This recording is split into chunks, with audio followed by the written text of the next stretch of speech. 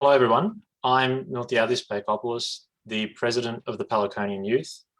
Thank you for joining us for the first in a series of lectures commemorating the bicentennial of the Greek War of Independence from 1821 to 2021. Today, the 17th of March, holds a very special significance for us Laconians, as it marks 200 years from when the war flag was raised at Areopolis and war was declared against the Ottoman Empire, preceding the usual date of the 25th of March by over a week.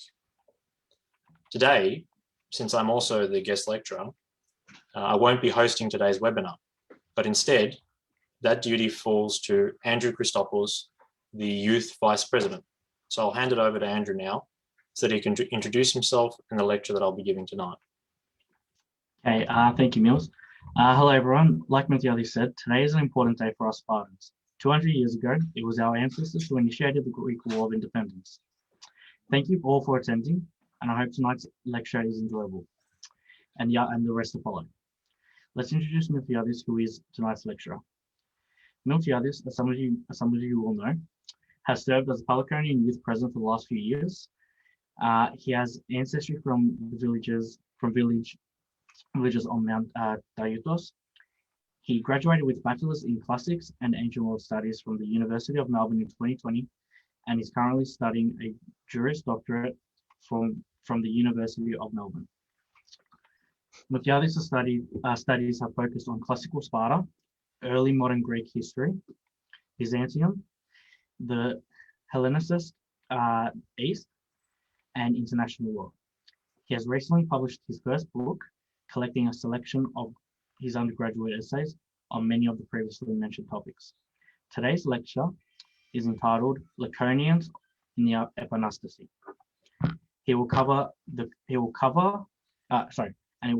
contributions of Laconians to the national cause of 1821, with a special focus on the lead up to the revolution, emphasizing the special involvement of Laconia and Laconians. Okay, Miltiadis, I will hand it over to you.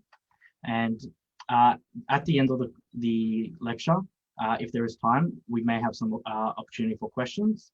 So please type them into the Q&A section or the chat section on Zoom. Thank you, and I would like to welcome Miltiadis to begin his lecture. Thanks, Andrew. It's always a pleasure. So I'd like to begin the lecture. So Laconians in the Epanastasi. From the 14th century AD up until the 15th century AD, most territories of the former Byzantine or Eastern Roman Empire, inhabited by ethnic Greeks, had been occupied by the expanding Ottoman Empire. Although this occupation undoubtedly exerted hitherto foreign influences upon Greek culture, it failed to extinguish the Greek national consciousness, but rather galvanized it into the holistic identity that it is today, proud not only of its Byzantine heritage, but its classical and modern history also. As you can see on this map, the length and intensity of Turkish occupation, otherwise known as Tourkokratia, differed for each region, with some lasting over 500 years and others less than 300. Most notably, Mani, which constitutes the central finger of the Peloponnese, maintained its autonomy and avoided official annexation by the Ottomans by promising to pay an annual tithe, which was only paid once, mind you, and by remaining within the Ottoman sphere by having a bey or chieftain appointed by the Porte. All Laconia, north of the Mani Peninsula, was more readily occupied by the Turks and forced many Greeks from the plains up into the Taygetos or Parnon mountains to avoid persecution, taxation, and conversion. The Polychnes, or little towns on these mountain ranges, which now constitute the Vorios Dimos of modern Laconia, had been founded after the Fourth Crusade in the 12th century, sometimes on or near much older and even ancient settlements, and were flooded with new waves of Laconian settlers. Whilst down south in Mani, it was a combination of strong clan ties, a preference for household forts, or the Pyrgospita, which you can see on the slide before you, and a tradition of piracy, typified by the likes of Liberakis Yerakaris, that made occupation ambitious at best and unfeasible at worst for the Turks. By the time of Liberakis Ierakaris, who lived from 1644 to 1710, piracy had become an integral part of local culture in the southernmost part of Laconia, centered around Mesamani or Inner Mani. Not only had raiding and piracy become one of the Maniots' key sources of income, but it intensified the rivalries between the Maniot clans, as their power and numbers grew with refugees from other lands occupied by the Ottomans. After manipulating the Venetians and the Ottomans during their conflicts, Liberakis had himself pronounced the Bey of Mani, forcing the exile of the rival Stephanopoulos family, with some 730 of their followers relocated to Corsica in 1676, where their descendants can still be found to this day.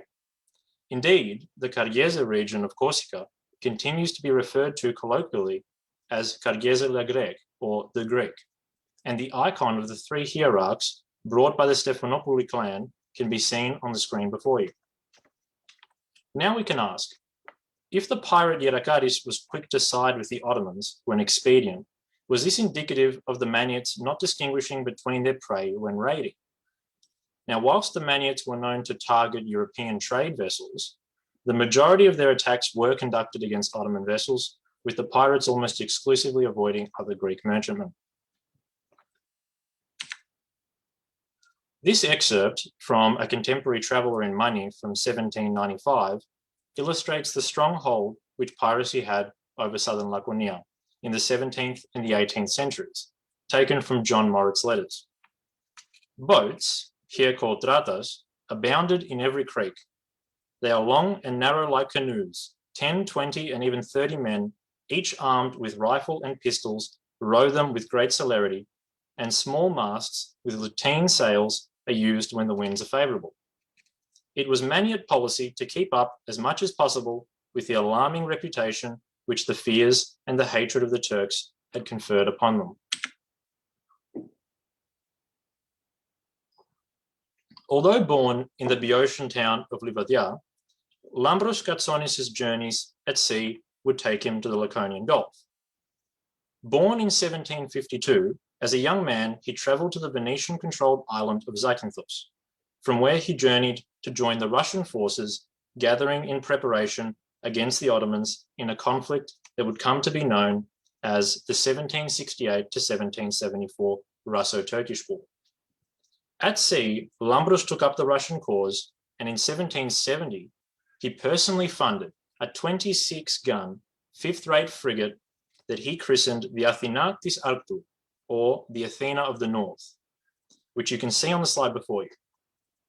After taking part in the victories off the Straits of Chios on the 5th and Chesme on the 7th of July, he continued to operate in the Aegean long after the Russians had made peace with the Turks.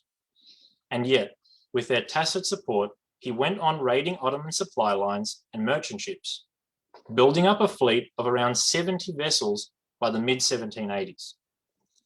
With the resumption of another Russo-Turkish war, and after a string of victories, Katsonis was defeated at the Battle of Andros in 1790, from where he escaped with the remnants of his fleet to the natural harbour and fortified outcrop of Porto Cayo on the eastern Maniot coast in southern Laconia.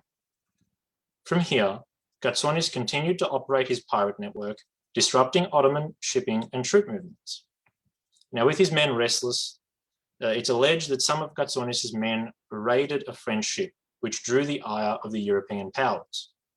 Regardless of the veracity of this claim, though, Katsonis' fleet was cornered at Porto Cayo by a French-backed Ottoman fleet and was destroyed. Katsonis fled to the Crimea, where he was granted an estate by the Russians, but the legacy of Laconia as a hub of anti-Ottoman piracy and rebellion would continue long after. Indeed, Laconia had already earned a reputation as a key centre of Greek national awakening and independence long before Katsonis arrived and took advantage of it.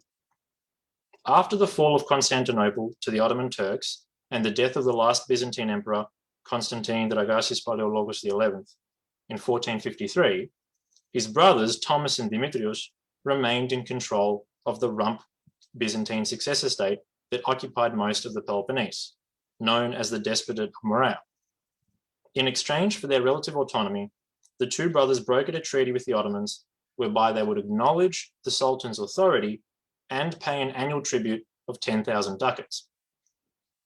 With Thomas ruling in the north from Patra and Dimitrios ruling from the south in Mistras, their reign was marked by internal rivalry and mismanagement. The annual tribute, civil strife, and apparent subservience of the despots to the Turks fermented a popular rebellion by December 1453. During the earlier reign of Theodore Paleologos in the Morea from 1383 to 1407, Christian Albanians were encouraged to settle, to repopulate the countryside, and revitalize his military efforts with a new source of manpower. In 1453, many of these Albanians had become bilingual and had begun the process of cultural and ethnic assimilation that would come to render them Arvanites within a broader Greek nation. Having elected a local leader in Peter Bua, who you can see before you, 30,000 Arvanites rose in rebellion against the despots, against the annual tribute, and against their vassalage to the Ottomans. Likewise, the rest of the Moreot Greek population rose in rebellion, with a Greek rebel center located in Laconia. The rebels chose Maniot Piracy as their leader, who aimed to re-establish the Cantacuzenos dynasty in the Despotate and to retain independence from the Ottomans. The brothers, putting aside their own petty disputes, appealed to the Turks for aid, and a strong Ottoman force was dispatched to the Morea to quell the rebellion. After a series of minor Ottoman victories, the revolt continued into 1454, until the rebel strongholds were sacked, the leaders forced to flee or else put in chains, and the cost of this Ottoman assistance was an unreasonable increase in the annual tribute from 10,000 to 12,000 ducats. Being unable to pay this exorbitant tribute and exhausted by their own civil wars, Demetrius and Thomas sought assistance from the West, not only to combat the Ottomans, but to best each other and become a lone despot. Bessarion, who you can see before you, born in Trapezunta as Basilios in 1403, migrated to Mistras in Morea in 1423, where he became a pupil under the famed Laconian Gemistos Plethon, one of the many Byzantine expats centered around Mistras in the twilight years of the empire. Bessarion would undoubtedly have come under the influence of Plethon's plans for Morea to reshape itself into a new Lacedaemon, based in part upon the principles of Lycurgos' ancient Spartan constitution and his own Neoplatonic beliefs. Like many of Plethon's students, however, Bessarion became a bishop and was made the Metropolitan of Nicaea in 1437, whilst another student, George Scholarios, was appointed the Ecumenical Patriarch of Constantinople in 1454. Returning to the Morea, however, the despot Thomas Paleologos sent Bessarion to the west to gain the support for the Byzantine holdouts against Ottoman conquest. At the Council of Florence in 1439, whether out of genuine conviction or political expediency, Bessarion was of the minority of Greek bishops who voted for union with the Catholic Church, and was made a cardinal by Pope Eugene IV that same year. With these new powers, Bessarion sought to encourage a Western crusade to prevent the further collapse of the already moribund Byzantine Empire. After the fall of Constantinople, however, Bessarion doubled his efforts to advocate for European intervention in Greece, and by 1457, he was planning to use Mistras and the Despotate as the center for a large-scale reconquest of the lands of the former Byzantine Empire, and he would continue to press the Western powers to intervene up until his death in 1472.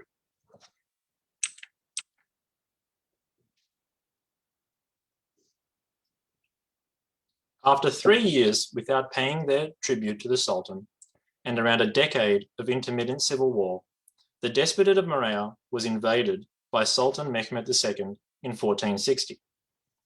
Now, on the 29th of May, 1460, Mistras was surrendered by Dimitrios to avoid bloodshed, and he was to live the rest of his life on estates in the islands and Thrace.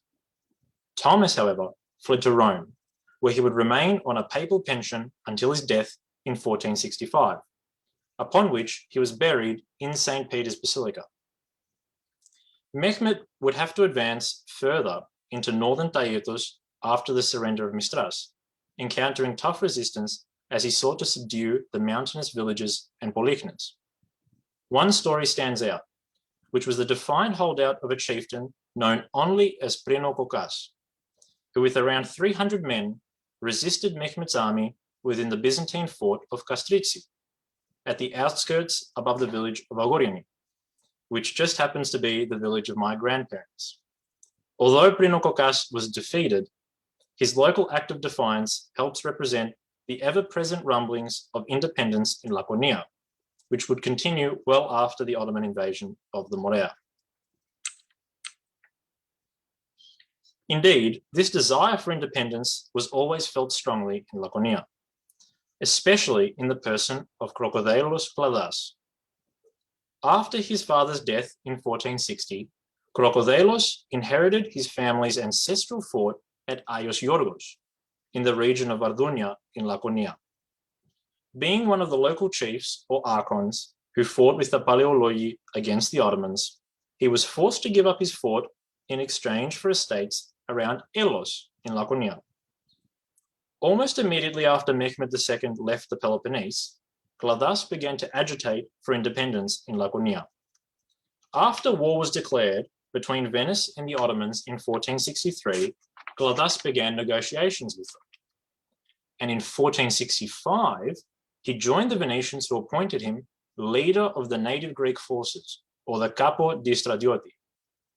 By 1475, Kladas was leading a force of around 16,000 men and had been granted special leave by the late Venetian Marquis Bertoldo d'Este to fly the Venetian flag of St. Mark when on campaign, which you can see before you on the screen. Although Kladas had managed to liberate many castles around southern Laconia, including his ancestral fort in Vardunia, the Venetians had lost many more in the rest of Morea and brokered peace with the Ottomans in 1479. Laconia, including some parts of Mani, were to be handed over according to the terms of the treaty, which Kladas found unacceptable, and instead moved quickly in 1480 to seize the Ottoman-controlled fortresses of Castagna, Leftini, Androusa, Vascos, Piaga, and Papafigo. Continuing to fly the line of St. Mark, the Venetians, fearing Ottoman reprisals, imprisoned Kladas's whole family and demanded that he surrender to the Turks. Kladas refused and was soon joined by revolutionaries from Nafplion and Argos. The Ottomans, concerned that Kladas's rebellion might spread even further, sent Ali, a Romeliot Sanzak Bey, with a large force to subdue the whole region. In early 1481, Kladas defeated Ali Bey in the mountains around Itilo, and later that year, another Ottoman force was dispatched, this time composed of around 2,000 Janissaries and 3,000 auxiliaries. And the coast of Mani was blockaded by a new Ottoman fleet. On the 6th of April 1481, Kladas launched a raid on the Ottoman camp and after quick success fled. Having disbanded his forces, he was secreted away together with 50 of his men by galleons belonging to Ferdinand II of Naples.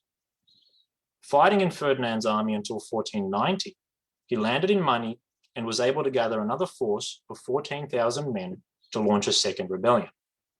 But he was captured after a battle near Monemvasia and was reportedly skinned alive by the Turks. From 1463 to 1699, the Ottomans and Venetians were locked in what would have felt like near perpetual conflict, and the involvement of Laconians was consistent throughout. During the 15th century, the aforementioned peasant rebellion, Bessarion movement, and Kladas revolt all possessed a shared Laconian undercurrent. By the 16th century, southern Laconia was the seat of a new rebellion which forced the Ottomans to construct a castle at Portocayo in 1569. Together with the Venetians, the Maniots captured the castle the next year and continued their rebellion until sometime after 1572. Laconia, especially southern Laconia, would repeat this pattern of revolution and dispersal each time the Ottomans found themselves at war with the Venetians. This continued until the sixth and final Ottoman-Venetian War that ended in 1699.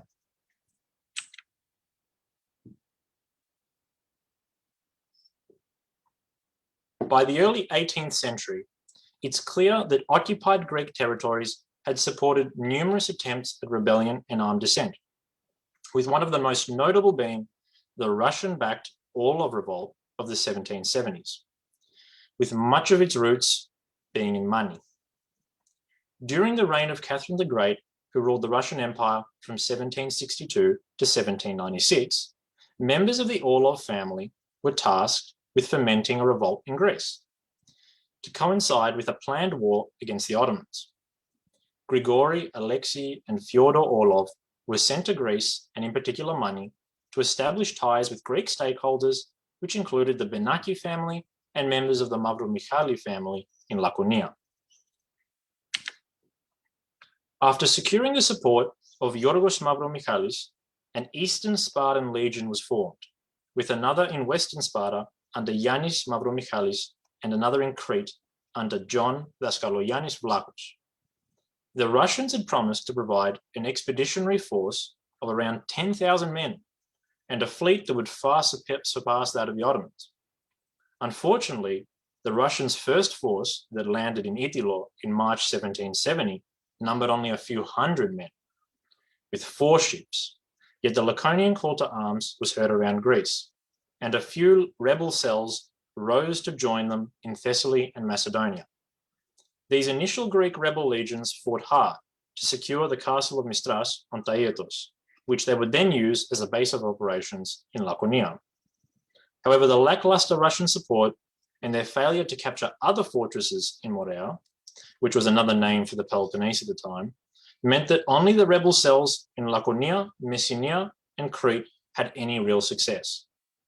The arrival of more Russian ships in the Black Sea and the Aegean meant that a series of key naval battles were won by the Russians, including the decisive Battle of Chesme, fought, as I mentioned previously, on the 7th of July, 1770, near Chios. However, the lack of decisive land battles meant that the Russian forces chose to retreat, and the revolt ended soon after. Ottoman reprisals were to be harsh, with Mistra and Patra being sacked, and bands of Albanian mercenaries roved the countryside, indiscriminately killing Greeks, burning villages, and executing priests. The effects were to be felt as far away as Smyrna, where anti-Greek sentiment boiled over into a bloody massacre, which would sadly not be the last of its kind.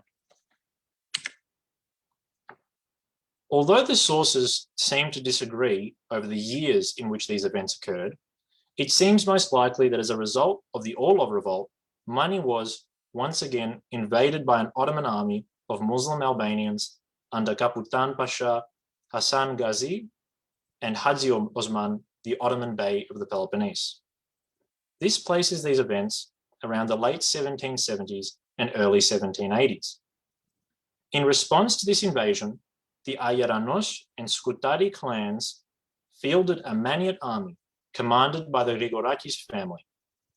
As the Ottomans headed south, pillaging from Attica, they split up, with 10,000 men under Ali Bey laying siege to the town of Kastanica, defended by around 400 Greeks. Concentrated around the 2 Venetsinakis clan towers, which can be seen on the left of the screen, the Greeks were led by Panagiotaros Venetsinakis and Konstantis Kolokotronis, the father of famed Theodoros Kolokotronis. When, after 12 days, Ottoman strength had become apparent, the Greeks attempted to break through the Ottoman lines and escape. However, only 100 or so were lucky enough to make it through. Whilst Panagiotaros was executed by the Ottomans and Konstantis was killed in battle, his wife, Zabia Kotsaki, dressed as a man, was able to escort a young Theodoros Kolokotronis safely through Ottoman lines. Now, in many ways, the fate of 1821 and a free Greece were held in the balance that day in 1780, when a young Theodoros wasn't killed, but survived to become a leader of the Greek independence movement that would later free his homeland. But returning to 1780, the Ottomans moved on from Kastanitsa and lay siege to the Grigorakis Pyrgospita, which was at the heart of Scutari. After another 3 days of besieging the tower being only defended by 15 men, led by Yannis Katsanos, Hassan Ghazi's detachment grew impatient, being repulsed by so small a force. So they leveled the tower with gunpowder after undermining it. Moving to reunite his forces, Hassan Ghazi's delay at Scutari and Ali Bey's delay at Kastanitsa allowed the Maniots enough time to gather a large force of 3,000 men and 2,000 women under the command of Exarchos Grigorakis and his nephew Zanetos Grigorakis, lying in wait above the hills of Parasiros, known as Trikefali. It was then, as the Ottomans were arranging in Areopolis, which was a plain below the hills of Parasiros, that the Maniots sent envoys to the Ottomans to avoid a costly battle. Hadzi Osman and Hassan Ghazi, who were treating with the envoys, demanded that the Maniots surrender their weapons and pay an annual tribute to the Sultan, to which the Maniots replied, «Προτιμούμε να πεθάνουμε παρά να σας δώσουμε τα όπλα και την ελευθερία μας. Δεν πληρώνουμε φόρους επειδή η γη μας είναι φτωχή. We would rather die than give you our arms and our freedom.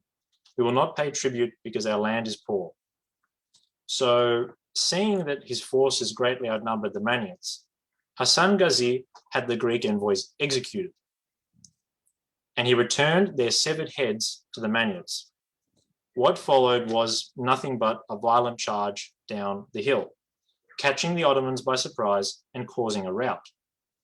The Turkish casualties in this battle were so high that the Maniots were forced to throw the dead into the wells, changing the plain's name from Areopolis or Holy Wells to Vromopolis or Dirty Wells.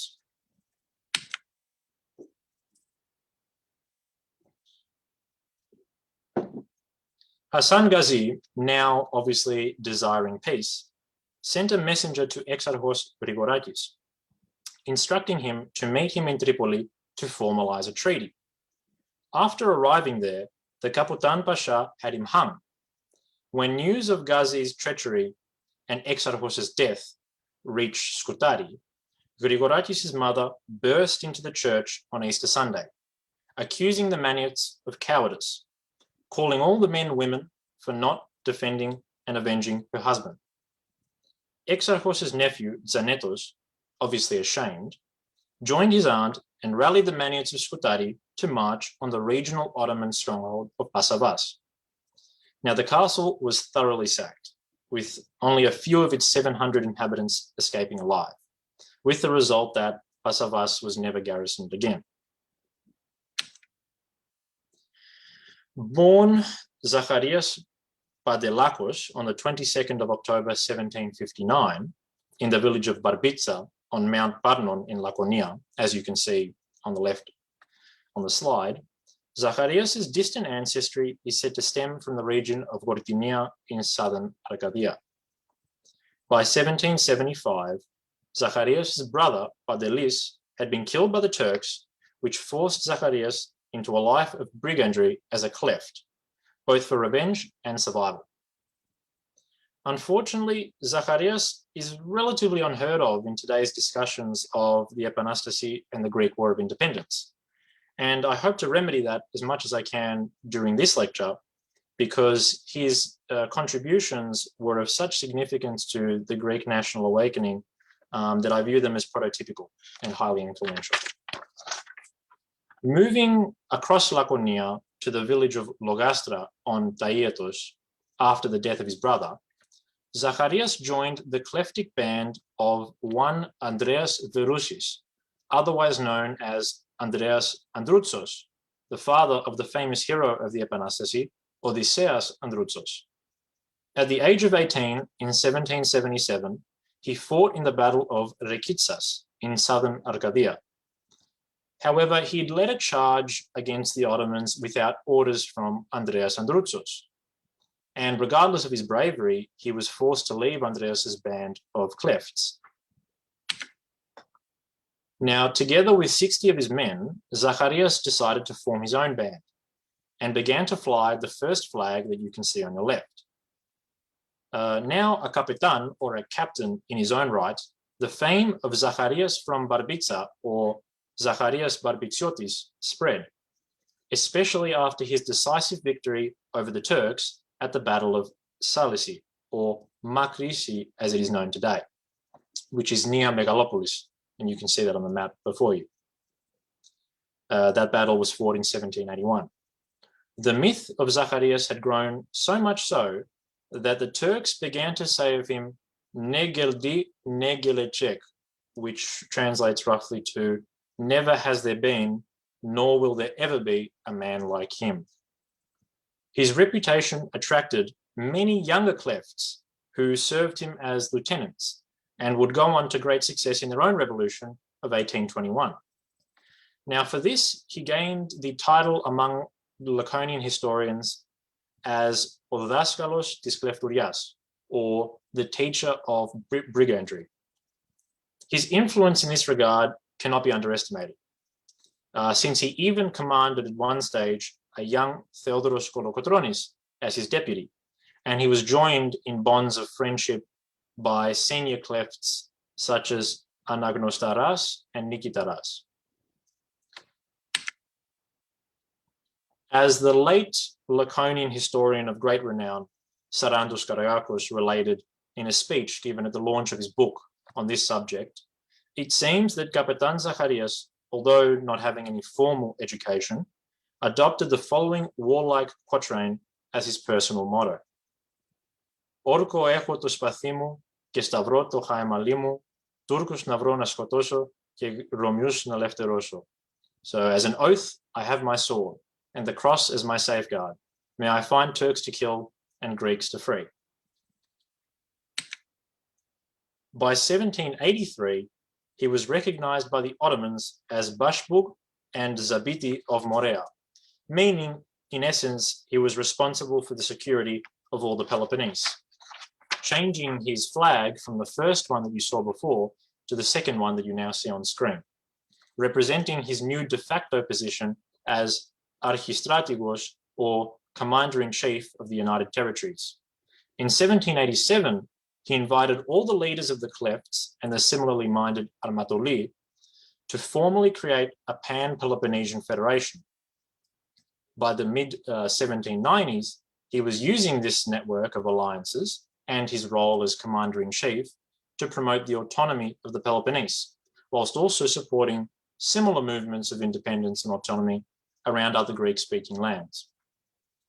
Fearing the power that Zacharias had accrued in the Peloponnese and worried about similar centralization and unity within their other territories, the Ottomans sent a certain Shedemet Bey to Mani, offering the beylik of Mani to anyone who would betray Kapetan Zacharias to the Turks. Shedemet found a willing collaborator in a Messenian man known as Koukeas, and unusually, this Koukeas happened also to be the Koubaros, or the best man of Zacharias. And as such, he invited Zacharias to his own Pyrgospita in the village of Tseria in Messenia. Here, on either the 20th of July, 1804 or 1805, Koukeas murdered Zacharias, but instead of being made Bey of Mani, he was executed by the Ottomans. After the death of Zacharias, the Turks attempted to prey on the power vacuum that was created in Laconia and especially in Mani. From 1803 to 1815, southern Laconia was rocked by 3 successive Ottoman invasions led by the Kapetan Pasha. Kranai, Yithio, and Skutari were each attacked, and the Maniots successfully fended off each invasion, being rallied by the Grigorakis and the Mavromichalis clans.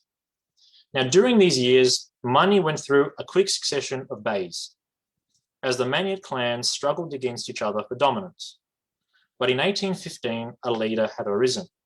The Maniots appointed Petrobey Mavromichalis as bey, which was confirmed by the Ottomans, and he was henceforth known as Petrobey. On the 2nd of August 1818, Petrobey was initiated into the Revolutionary Friendly Society, or Philiki Eteria, by Ilia Chrysospathi, and by October 1819, he had called the rival Maniot clans together at Kytries, which can be seen on the map before you. And there, he drafted the Symphono των Kytrion, or the Treaty of Kytries. Here, many Maniot leaders swore the oath of the Friendly Society, and the clans agreed to unite and pursue a revolutionary agenda to liberate Greece.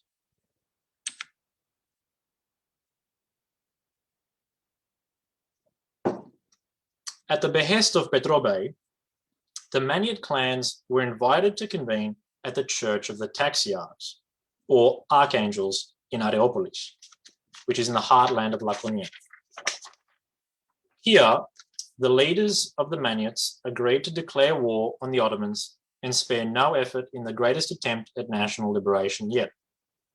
With somewhere between 5,000 and 12,000 men all assembled at Areopolis, the Maniot chieftains raised their war flag, which you can see there on the screen, and swore beneath it and the cross of the bishops, the Orkos Maniaton, or the oath of the Maniots.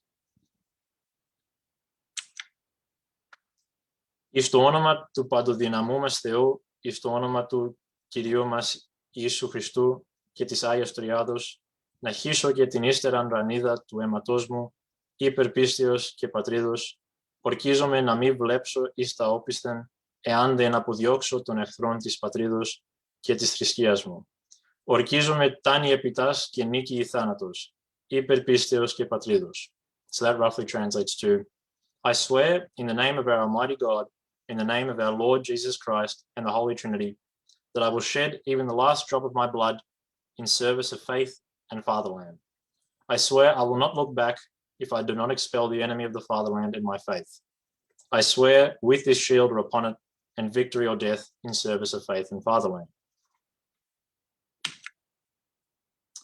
So, having declared war on the Ottomans over a week in advance of the traditional date used to commemorate the Epanastasi, which is the 25th of March, the Maniots had already marched on Kalamata by the 21st of March and had captured the first city of the war within 2 days. During the capture of this city, it's interesting to note that Theodoros Kolokotronis and Papaflessas, heroes of the revolution, both fought under orders from Petrobey, who took the title of Archistratigos, or Commander-in-Chief. Indeed, Mavromichalis moved quickly and by May 1821 had invited Greek stakeholders from all over the Peloponnese to create the Peloponnesiaki Gerousia, or the Peloponnesian Senate, whose aim was to coordinate their regional and national war effort. By the end of the year, Petrobey and his Spartan forces, as he'd begun to call them, helped liberate Kalamata, Argos, and Tripoli, along with their engagement in countless other minor skirmishes and sieges throughout the Peloponnese, mainly. In 1823, he and his army also helped lift the Ottoman siege of Mesologi, and Petrobey returned to the Peloponnese to take part in regional and national assemblies. But thousands of Laconians journeyed outside of their home region's borders and joined the various armed forces that were fighting in their own local struggles. After these early successes, the internal rivalries and factions amongst the Greek revolutionaries boiled over into civil war. And from late 1823 to 1825, the future of Greek independence was in great peril. Forts changed hands from one faction to the next. Kolokotronis was imprisoned and later freed, and the Turks saw an opportunity to gain the upper hand. The Sultan invited the Wali of Egypt's son, Ibrahim Pasha, to lead an expeditionary force to Greece in exchange for the transfer of Ottoman-controlled Cyprus and Crete. Ibrahim's 11,000-strong, French-trained army landed at Methoni on the 24th of February, 1825. For the rest of the year, he ravaged the Peloponnese, sacked Missolonghi, and returned in early 1826 to conquer southern Laconia. On June 23rd, 1826, Ibrahim attempted to enter Mani at Verga with 7,000 men. However, he was met by 2,000 Maniots and 500 Greek refugees from other regions. Led by the Mavromichalis clan, the Egyptians were defeated and forced to retreat. The same day, however, Ibrahim had sent a smaller naval detachment of 1,500 men to attack Areopolis from the Bay of Diros, considering that he thought the city would be undefended with the men being at Verga. Landing at Diros, the old men and women of the town were joined by some of the surrounding villagers and rushed down to meet the Egyptians, attacking them with stones, wooden cudgels, and sickles, which you can see, interestingly, in the painting before you, which is, and just happens to be, in the collection of our association. Ibrahim's men, caught by surprise, took very heavy losses and fled back to their ships and escaped. Frustrated by his failure, though, Ibrahim attempted instead to offer a reward to anyone who could safely guide his men south to attack the town of Politsaravos. He found a willing collaborator in a man called Bosinas. Bosinas led Ibrahim's 8,000-strong army down through Vardunia, where they were stopped near the village of Desfina at the Pyrgo of the Stathakos family. Here, on the 12th of August, Bosinas approached the tower and requested that Kyriakos Stathakos and his 6 family members allow Ibrahim's army safe passage through the pass in exchange for the local title of Bey.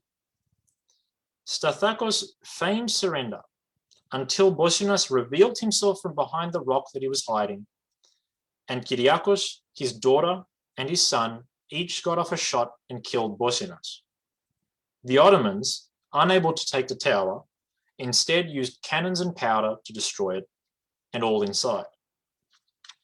Now, continuing on to Politsaravos, by the time Ibrahim's men reached it on August the 28th, they now encountered a fortified Maniot army, 2,000 strong, thanks to the valuable delay bought at the cost of the Stathakos' lives. Taking heavy losses trying to breach these fortifications, the Egyptians retreated once more, never to threaten southern Laconia again.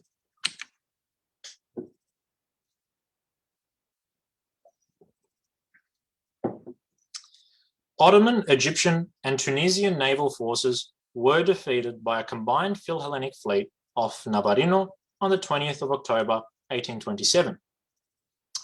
Thanks to the Maniots' defeat of Ibrahim on land and their recent naval defeat, the French expeditionary force was able to land safely off Navarino from the 28th to the 31st of August, 1828.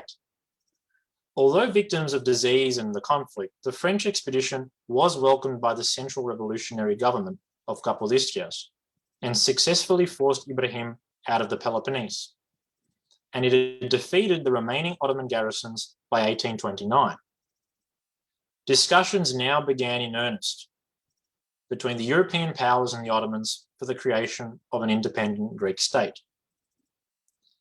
The attempts by Kapodistrias, however, to centralize the Greek revolutionary state caused the Maniots under Mavromichalis to revolt. Kapodistrias had Petrobey imprisoned, propelling Mavromichalis' son Yorgos and brother Konstantinos to assassinate Kapodistrias. Whether this was done with or without the approval of Petrobey himself is not known. But what is clear, hopefully after my lecture, is that the contributions of Laconia and the Laconian people were instrumental in the lead up to 1821 and helped foster and preserve our revolutionary national consciousness well in advance of all others. After Epanastasi was declared by the Laconians on the 17th of March, 1821, 200 years ago to this very day, the achievements and struggles of our small home region are not widely publicized or mentioned in the contemporary discourse. I hope that today I've done our ancestors some service in helping to keep alive their legacy that takes on new strength as we pass on our traditions and our culture. I'd like to thank everyone for attending and listening to my presentation, and I'd like to thank my committee and the Committee of Management for their support, especially my cousins Theo and Dimitri and Andrew, the Vice President. Another thank you is owed to a native of Barbitsa, Mr. George Fudas, for encouraging me to make tonight's lecture and lending me very many books in preparation for it, and to make sure that I would include a lengthy reference to his fellow Barbitsioti, Kapetan Zacharias. I'd also like to thank as many of the Byzantine reading group that are here, perhaps Roger and John, as well as all others for their support tonight. Thank you, Andrew, and perhaps we can move on to the Q&A. Well, thank you, Mills, for that. That was very enlightening. A lot of that I honestly know. And you know what? One thing that I can say is the images alone that you were able to find were truly amazing. I didn't know half of those existed, and it's. Well, look, hopefully everybody enjoyed watching this lecture as much as I enjoyed putting it together. So I'll say that. I really enjoyed doing all the research for this one. Okay, beautiful. Like Mill said, we'll open it for questions now. So if anyone has a question, please just type into the Zoom chat. Okay. Mills, are you able to see the questions? Yes, but let me stop sharing my screen. No problem. Or would you like me to put it back to the first slide? Maybe I can do that. Do you?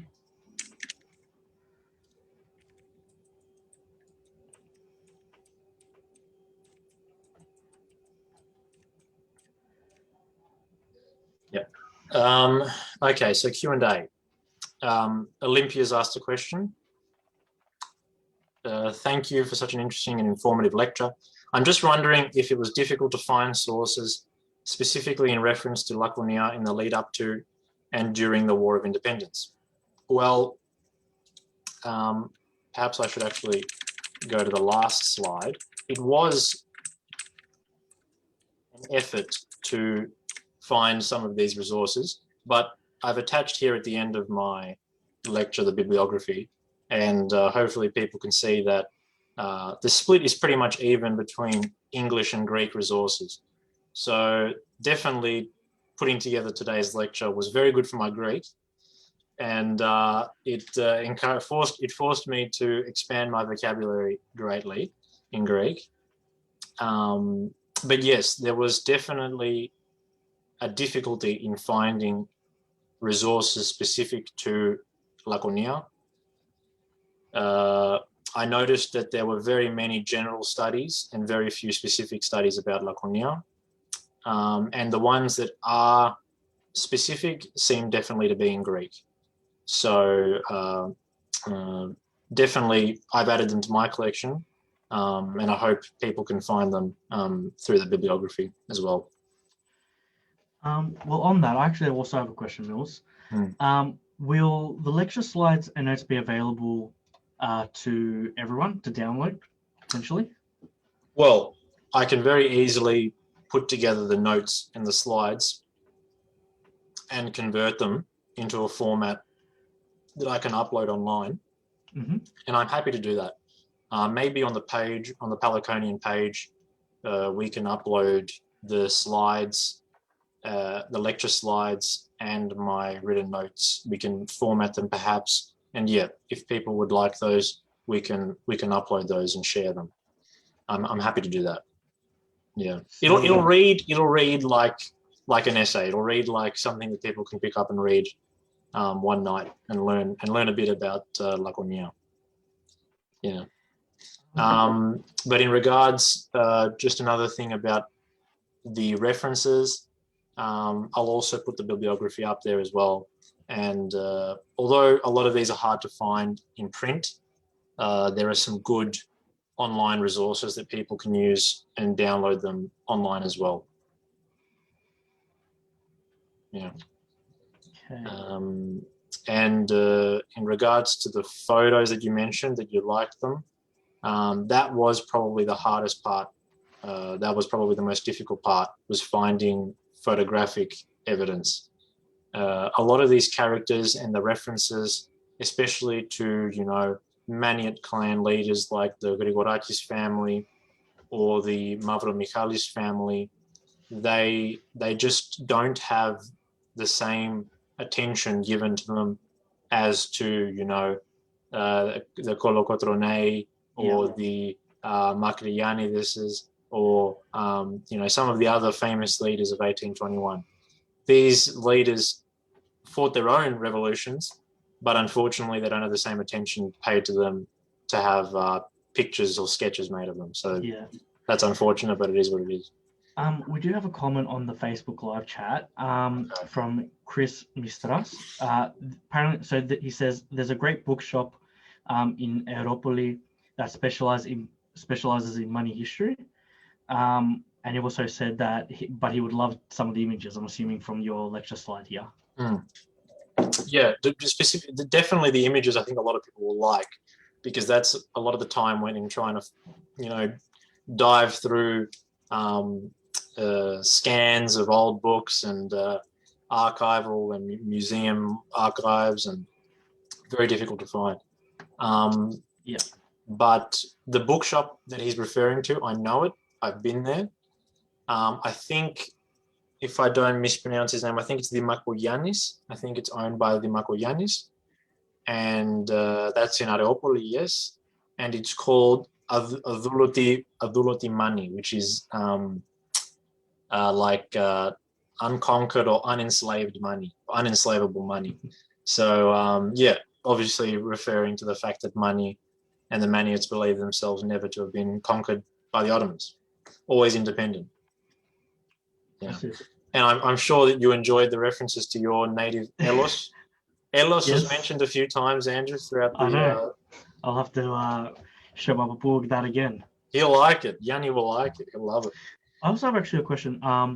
You spoke earlier, I think, or maybe I mentioned it at the start of the lecture, about your novel, but your book that you published. Which I actually have a copy right here. Oh, no. Yes. He's got a copy of it on his desk. It's just that good. Yeah, that's true. I was going to ask, working on that, did that help you tonight in preparing for this lecture? Did you draw inspiration from any of the essays that you had previously written? Well, all of the essays in there started their lives as university essays, so undergraduate essays. And during my course, and I don't think there are any courses where I could really have studied it, the point being, I probably would have had no opportunity at university to study, or in my course, to study the Epanastasi or the lead up to it or anything like that, really. So whether tonight's lecture had too much relevance to the book, I probably would have to say no. Would I have liked to have included an essay on 1821 or the Laconians similar to tonight's lecture in the lead up to it? Yes, I really would have liked to have done that, but I just don't think my course gave me the room to do that, which is a crima, but it's a shame, but it is what it is. That's okay. Yeah. Well, your passion speaks for itself, my friend. Yeah. Any more questions, or do you want to draw it to an end? I can't. There might be one on the Facebook. I don't know. Questions at the moment. I don't have the Facebook up, so I can't see. I'm having a look.